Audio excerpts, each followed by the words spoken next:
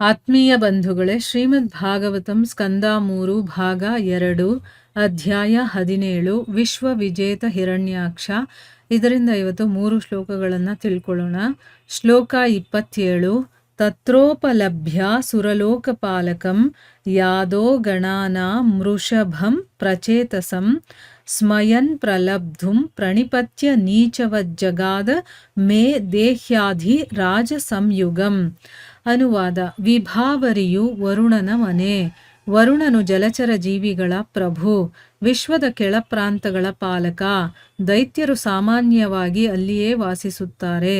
ಅಲ್ಲಿ ಹಿರಣ್ಯಾಕ್ಷನು ನೀಚ ಕುಲದಲ್ಲಿ ಹುಟ್ಟಿದ ಮಾನವನಂತೆ ವರುಣನ ಪಾದಗಳ ಮೇಲೆ ಬಿದ್ದನು. ಅವನನ್ನು ಹಾಸ್ಯ ಮಾಡುವಂತೆ ನಗುತ್ತಾ, ಹೇ ಪರಮಪ್ರಭು, ನನಗೆ ಯುದ್ಧದ ಭಿಕ್ಷೆ ನೀಡು ಎಂದನು. ಶ್ಲೋಕ 28. ತ್ವಂ ಲೋಕಪಾಲೋಧಿಪತಿರ್ಬೃಹಚ್ರವ ವೀರ್ಯಾಪಹೋ ದುರ್ಮದ ವೀರಮಾನಿನಾಂ ವಿಜಿತ್ಯ ಲೋಕೆ ಖಿಲದೈತ್ಯ ದಾನವಾನ್ ಯದ್ರಾಜಸೂಯೇನ ಪುರಾಯಜತ್ ಪ್ರಭೋ. ಅನುವಾದ: ನೀನು ಇಡೀ ವಲಯದ ಪಾಲಕನಾಗಿದ್ದೀಯೆ, ಅಪಾರ ಕೀರ್ತಿ ಪಡೆದ ಆಡಳಿತಗಾರನಾಗಿರುವೆ. ಕೊಬ್ಬಿದ ಪ್ರತಿಷ್ಠಿತರಾದ ಯೋಧರ ಬಲವನ್ನು ಮುರಿದವನು ನೀನು. ಪ್ರಪಂಚದ ಎಲ್ಲ ದೈತ್ಯ ದಾನವರನ್ನೂ ಜಯಿಸಿದವನು. ಭಗವಂತನಿಗಾಗಿ ಒಮ್ಮೆ ರಾಜಸೂಯ ಯಾಗವನ್ನೂ ಮಾಡಿದ್ದೀಯೆ. ಶ್ಲೋಕ 29.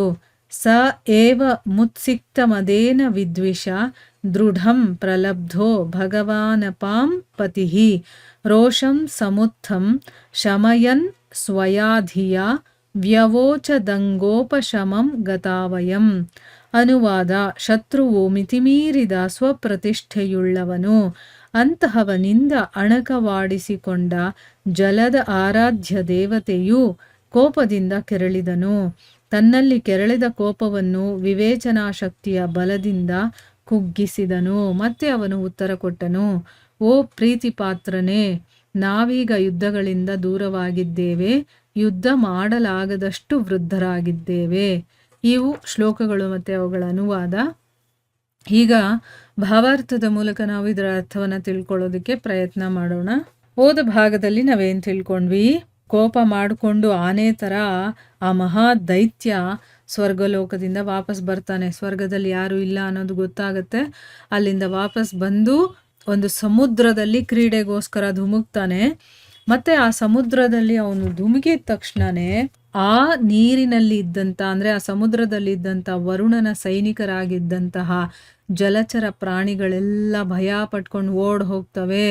ಅವನು ಒಂದು ಪ್ರಹಾರನೂ ಮಾಡದೆ ತನ್ನ ವರ್ಚಸ್ಸನ್ನು ಈ ರೀತಿ ಎಲ್ಲ ಕಡೆ ತೋರಿಸ್ಕೊಂಡು ಬರ್ತಾನೆ. ಬಲಿಷ್ಠನಾದಂತಹ ಹಿರಣ್ಯಾಕ್ಷ ಅನೇಕ ವರ್ಷಗಳ ಕಾಲ ಆ ಸಮುದ್ರದಲ್ಲೆಲ್ಲ ಓಡಾಡಿ ಗಾಳಿಯಿಂದ ಮೇಲೆ ಏಳ್ತಾ ಇದ್ದಂತಹ ಅದ್ಭುತ ಅಲೆಗಳನ್ನು ಮತ್ತೆ ಮತ್ತೆ ಅವನು ಲೋಹದಿಂದ ತನ್ನ ಗದೆಯಿಂದ ಹೊಡಿತಾನೆ. ಈ ರೀತಿ ಮಾಡ್ತಾ ಮಾಡ್ತಾ ವರುಣನ ರಾಜಧಾನಿಯಾದಂತಹ ವಿಭಾವರಿಯನ್ನು ಅವನು ತಲುಪ್ತಾನೆ ಅಂತ ತಿಳ್ಕೊಂಡಿದ್ವಿ. ವಿಭಾವರಿ ಅನ್ನೋದು ವರುಣನ ಮನೆ. ವರುಣ ಜಲಚರ ಜೀವಿಗಳಿರುತ್ತಲ್ಲ ಅದರ ಪ್ರಭು. ಈ ವಿಶ್ವದ ಕೆಳಪ್ರಾಂತ್ಯಗಳ ಪಾಲಕ ಅವನು. ಮತ್ತೆ ದೈತ್ಯರು ಸಾಮಾನ್ಯವಾಗಿ ಅಲ್ಲೇ ವಾಸ ಮಾಡ್ತಾರೆ, ಕೆಳಪ್ರಾಂತ್ಯಗಳಲ್ಲಿ. ಅಲ್ಲಿ ಹಿರಣ್ಯಾಕ್ಷ ಏನು ಮಾಡ್ದ? ನೀಚ ಕುಲದಲ್ಲಿ ಹುಟ್ಟಿರುವಂಥ ಮನುಷ್ಯ ಯಾವ ರೀತಿ ನಡ್ಕೊಳ್ತಾರೋ ಆ ರೀತಿ ಇವನೇನು ಮಾಡ್ತಾನೆ? ವರುಣನ ಪಾದಗಳ ಮೇಲೆ ಹೋಗಿ ಬೀಳ್ತಾನೆ. ಅಂದರೆ ಅವನನ್ನು ಹಾಸ್ಯ ಮಾಡುವ ಹಾಗೆ ನಗುತ್ತಾ ನಗುತ್ತಾ ಏನು ಹೇಳ್ತಾನೆ? ಹೇ ಪರಮಪ್ರಭು, ನನಗೆ ಯುದ್ಧದ ಭಿಕ್ಷೆಯನ್ನು ನೀಡು. ಅಂದರೆ ನಾನು ಯುದ್ಧ ಮಾಡಬೇಕು ಅಂತಿದ್ದೀನಿ, ನನಗೆ ಯುದ್ಧದ ಭಿಕ್ಷೆಯನ್ನು ನೀಡು ಅಂತ ಒಂದು ನೀಚ ಕುಲದಲ್ಲಿ ಹುಟ್ಟಿರುವಂಥ ಮನುಷ್ಯರು ಹೋಗಿ ಯಾರಾದರೂ ಕಾಲಿಗೆ ಬಿದ್ದು ಕೇಳ್ಕೊಳ್ತಾರೆ ನೋಡಿ. ಆ ರೀತಿ ಅಂದರೆ ಇಲ್ಲಿ ಅವನು ಕೇಳ್ಕೊಳ್ತಾ ಇಲ್ಲ, ಅವನಿಗೆ ಅಪಹಾಸ್ಯ ಮಾಡ್ತಾ ಇದ್ದಾನೆ. ಆ ರೀತಿ ಇಲ್ಲಿ ನಡ್ಕೊಳ್ತಾ ಇದ್ದಾನೆ. ನನಗೆ ಯುದ್ಧದ ಭಿಕ್ಷೆಯನ್ನು ನೀಡು ಅಂತ ಕೇಳ್ಕೊಳ್ತಾನೆ. ಭಾವಾರ್ಥದಲ್ಲಿ ಗುರುಗಳು ಏನು ಹೇಳಿದ್ದಾರೆ ಅಂತ ತಿಳ್ಕೊಳ್ಳೋಣ. ದೈತ ಸದೃಶ ವ್ಯಕ್ತಿಯು ಸದಾ ಇತರರಿಗೆ ಸವಾಲು ಹಾಕುತ್ತಾನೆ. ಬಲವಂತವಾಗಿ ಇತರರ ಸ್ವತ್ತನ್ನು ಆಕ್ರಮಿಸಲು ಯತ್ನಿಸುತ್ತಾನೆ. ಹಿರಣ್ಯಾಕ್ಷ ಇಲ್ಲಿ ಆ ಎಲ್ಲ ಲಕ್ಷಣಗಳನ್ನು ಪೂರ್ಣವಾಗಿ ಪ್ರದರ್ಶಿಸಿದ್ದಾನೆ. ಯುದ್ಧಾಸಕ್ತಿ ಇಲ್ಲದ ವ್ಯಕ್ತಿಯೊಡನೆ ಅವನು ಯುದ್ಧವನ್ನು ಯಾಚಿಸುತ್ತಾನೆ. ಒಬ್ಬ ದೈತ್ಯ ಹೇಗೆ ನಡ್ಕೊಳ್ತಾನೆ ಅನ್ನೋದನ್ನ ಇಲ್ಲಿ ಹೇಳ್ತಾ ಇದ್ದಾರೆ. ದೈತ್ಯನ ಆಗಿರುವಂತಹ ಒಬ್ಬ ವ್ಯಕ್ತಿ ಬೇರೆಯವರಿಗೆ ಸದಾ ಸವಾಲುಗಳನ್ನು ಹಾಕೋದು. ನೀನು ಹಾಗೆ ಮಾಡ್ಬಿಡ್ತೀಯ ನೋಡೋಣ, ಹೀಗೆ ಮಾಡ್ಬಿಡ್ತೀಯಾ, ಚಾಲೆಂಜ್ ಮಾಡ್ತೀಯಾ ಅಂತೆಲ್ಲ ಮಾತಾಡ್ತಾರಲ್ಲ, ಆ ರೀತಿ ಬೇರೆಯವರಿಗೆ ಸವಾಲು ಹಾಕೋದು ಅವರ ಒಂದು ಸ್ವಭಾವ ಆಗಿರುತ್ತೆ. ಮತ್ತು ಬೇರೆಯವರ ಸ್ವತ್ತನ್ನು ಬಲವಂತವಾಗಿ ಕಿತ್ಕೊಳ್ಳೋದಕ್ಕೆ ಅಥವಾ ಅದನ್ನೆಲ್ಲ ಪಡ್ಕೊಳ್ಳೋದಕ್ಕೆ ಅವನು ಪ್ರಯತ್ನ ಮಾಡ್ತಿರ್ತಾನೆ. ಹಿರಣ್ಯಾಕ್ಷ ಆ ಎಲ್ಲ ಗುಣಗಳನ್ನು ಕೂಡ ಇಲ್ಲಿ ಚೆನ್ನಾಗಿ ಪ್ರದರ್ಶನ ಮಾಡಿದ್ದಾನೆ. ಯುದ್ಧಾಸಕ್ತಿನೇ ಇಲ್ಲ ವರುಣನಿಗೆ. ಯುದ್ಧಾಸಕ್ತಿನೇ ಇಲ್ಲದೆ ಇರುವಂಥ ವ್ಯಕ್ತಿಯ ಜೊತೆ ಅವನು ಯುದ್ಧ ಮಾಡ್ಬೇಕು ನೀನು ಅಂತ ಕೇಳ್ಕೊಳ್ತಾ ಇದ್ದಾನೆ ಇಲ್ಲಿ. ನೋಡಿ, ಯುದ್ಧ ಅನ್ನೋದು ಏನಾದರೂ ಕೇಳ್ಕೊಳ್ಳುವಂಥ ವಿಷಯನ ಯಾರಿಗಾದ್ರೂ ಇಷ್ಟ ಇರುತ್ತಾ ಒಬ್ರಿಗೊಬ್ರು ಒಡೆದಾಡಬೇಕು ಅಂತ? ಆದರೆ ಇಲ್ಲಿ ಹಿರಣ್ಯಾಕ್ಷ ಆ ರೀತಿ ಮಾಡ್ತಾ ಇದ್ದಾನೆ. ಇದು ಇಂಡೈರೆಕ್ಟ್ ಆಗಿ ಅವನಿಗೆ ಒಂಥರ ಸವಾಲು ಹೊಡೆದಂಗೆ, ಮತ್ತೆ ವರುಣನಿಗೆ ಅವನು ಕೀಳಾಗಿ ಒಂದು ಅಪಹಾಸ್ಯ ಮಾಡಿದ ಹಾಗೆ ಮಾಡ್ತಿದ್ದಾನೆ. ಯಾಕಂದರೆ ಇವನಿಗೆ ಸಾವಿನ ಭಯ ಇಲ್ಲ ಅಲ್ವಾ, ಇವನಿಗೆ ಸಾವಿಲ್ಲ ಅಂತ ಗೊತ್ತು. ಅದರಿಂದ ಯಾರೂ ಅವನ ಜೊತೆ ಯುದ್ಧ ಮಾಡೋದಕ್ಕೆ ಬರೋದಿಲ್ಲ. ಅದಕ್ಕೆ ಇಲ್ಲಿ ಯುದ್ಧದ ಭಿಕ್ಷೆಯನ್ನು ಕೊಡಿ ಅನ್ನೋ ರೀತಿಯಲ್ಲಿ ಬೇಡ್ಕೊಳ್ಳೋ ರೀತಿ ಅವನು ಕೇಳ್ಕೊಳ್ತಾ ಇದ್ದಾನೆ. ಮತ್ತು ಹೇಳ್ತಾನೆ, ನೀನು ಇಡೀ ವಲಯದ ಪಾಲಕನಾಗಿದೆಯಾ ಅಂತಂದರೆ ಈ ಜಲವಲಯ ಇದೆಯಲ್ಲ ಅದಕ್ಕೆಲ್ಲ ನೀನೇ ಪಾಲಕ. ಅಪಾರ ಕೀರ್ತಿಯನ್ನು ಪಡೆದಿರುವಂತಹ ಆಡಳಿತಗಾರ ನೀನು. ಕೊಬ್ಬಿದ ಪ್ರತಿಷ್ಠಿತರಾದಂತಹ ಯೋಧರ ಬಲವನ್ನು ಮುರಿದಿರುವಂಥವ್ ನೀನು. ಅಂದರೆ ಅವನನ್ನು ಹೊಗಳ್ತಾ ಇದ್ದಾನೆ. ಪ್ರಪಂಚದ ಎಲ್ಲ ದೈತ್ಯ ದಾನವರನ್ನು ಕೂಡ ಜಯಿಸಿರುವಂಥವನು. ಆಮೇಲೆ ಭಗವಂತನಿಗೋಸ್ಕರ ಅಂತಾನೆ ಒಂದ್ಸರಿ ನೀನು ರಾಜಸೂಯ ಯಾಗವನ್ನು ಕೂಡ ಮಾಡಿದೀಯಾ ಅಂತೆಲ್ಲ ಹೇಳ್ತಾನೆ. ಆಮೇಲೆ ಶತ್ರುವಾದುವಂಥವನು, ಮಿತಿಮೀರಿದ ಸ್ವಪ್ರತಿಷ್ಠೆ ಇರುವಂಥವನು. ಅಂಥವನಿಂದ ಅಂದರೆ ಇಲ್ಲಿ ಅವನಿಗೆ ತುಂಬ ಶಕ್ತಿ ಇದೆ, ಪ್ರತಿಷ್ಠೆ ಇದೆ. ಅಂಥವನಿಂದ ಅಣಕವಾಡಿಸ್ಕೊಂಡ ಮೇಲೆ ಅಂದರೆ ಅವನಿಂದ ಒಂಥರ ಹಾಸ್ಯಾಸ್ಪದವಾಗಿ ಅವನು ಮಾತಾಡ್ತಾನೆ. ಇವನಿಗಿವಾಗ ಒಂಥರ ಚುಚ್ಚಿ ಮಾತಾಡ್ದಂಗೆ ಆಗುತ್ತೆ. ಆಗ ಜಲದ ಆರಾಧ್ಯ ದೇವತೆ ಯಾರು? ವರುಣ. ಅವನಿಗೆ ಕೋಪ ಬಂದ್ಬಿಡುತ್ತೆ. ಕೋಪದಿಂದ ಕೆರಳುತ್ತಾನವನು. ಆದರೂ ಕೂಡ ನೋಡಿ, ಇಲ್ಲಿ ತನ್ನಲ್ಲಿ ಕೆರಳಿದ ಕೋಪವನ್ನು ಅವನು ವಿವೇಚನಾ ಶಕ್ತಿಯ ಬಲದಿಂದ, ಈಗ ದೈತ್ಯರಿಗೂ ಕೂಡ ಕೋಪ ಬರುತ್ತೆ, ಆದರೆ ಅವರಲ್ಲಿ ವಿವೇಕ ಅನ್ನೋದು ಇರೋದಿಲ್ಲ. ಯಾಕೆಂದರೆ ಜ್ಞಾನ ತಿಳುವಳಿಕೆನೇ ಇರೋದಿಲ್ಲ, ಅದರಿಂದ ವಿವೇಕ ಅನ್ನೋದು ಅವರಲ್ಲಿ ಇರೋದಿಲ್ಲ. ವರುಣನಿಗೆ ಕೋಪ ಬಂದರೂ ಕೂಡ ಅವನಲ್ಲಿದ್ದಂಥ ವಿವೇಚನಾ ಶಕ್ತಿಯ ಬಲದಿಂದ ಆ ಕೋಪವನ್ನು ಅವನು ಕುಗ್ಗಿಸ್ಕೊಳ್ತಾನೆ. ಈಗ ನಾನು ಕೋಪ ಮಾಡಿಕೊಂಡ್ರೆ ಸರಿ ಹೋಗೋದಿಲ್ಲ.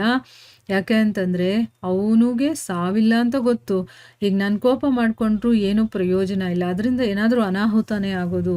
ಅದಕ್ಕೋಸ್ಕರ ನಾನು ಈ ಕೋಪ ಮಾಡ್ಕೋಬಾರ್ದು ಅಂತಂದ್ಬಿಟ್ಟು, ಅಂದರೆ ನೋಡಿ, ಆ ವಿವೇಚನೆ ಅನ್ನೋದು ಇದ್ದಾಗ ಯಾವ್ದು ಸರಿ ಯಾವ್ದು ತಪ್ಪು, ಯಾವ ಸಮಯದಲ್ಲಿ ಯಾವ ರೀತಿ ನಡ್ಕೋಬೇಕು ನಡ್ಕೋಬಾರ್ದು, ಇದೆಲ್ಲ ನಮ್ಗೆ ಯೋಚನೆ ಮಾಡುವಷ್ಟು ಕೆಪಾಸಿಟಿ ಇರುತ್ತೆ.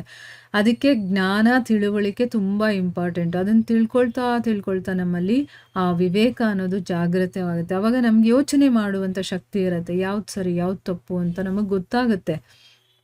ಸೊ ಆ ರೀತಿ ಅವನು ತನ್ನ ಕೋಪವನ್ನು ಕಂಟ್ರೋಲ್ ಮಾಡಿಕೊಂಡು ವಿವೇಚನೆಯಿಂದ ಯೋಚನೆ ಮಾಡಿ ಅವನು ಕಂಟ್ರೋಲ್ ಮಾಡಿಕೊಂಡು ಉತ್ತರವನ್ನು ಕೊಡ್ತಾನೆ. ಏನು ಹೇಳ್ತಾನೆ? ಓ ಪ್ರೀತಿ ಪಾತ್ರನೇ, ನಾವೀಗ ಯುದ್ಧಗಳಿಂದ ದೂರ ಇದ್ದೀವಿ. ನೋಡಿ, ಇಲ್ಲಿ ಅವನನ್ನು ಶತ್ರು ಥರ ಮಾತಾಡಿಸ್ತಾ ಇಲ್ಲ, ತುಂಬ ಸಾಫ್ಟಾಗಿ ಒಳ್ಳೆ ರೀತಿಯಲ್ಲಿ ಒಳ್ಳೆ ಮಾತಲ್ಲಿ ಅವನು ಮಾತಾಡಿಸ್ತಾ ಇದ್ದಾನೆ.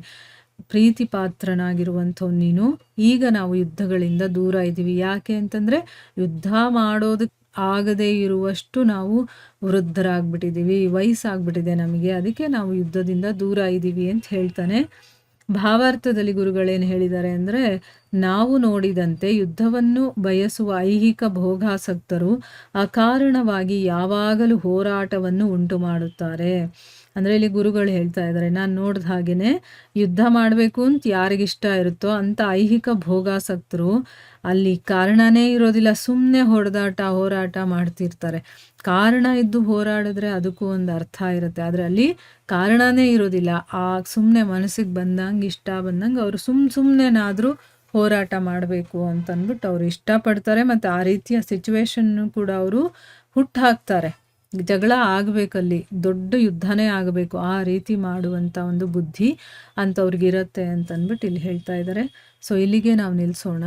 ಹರೇ ಕೃಷ್ಣ.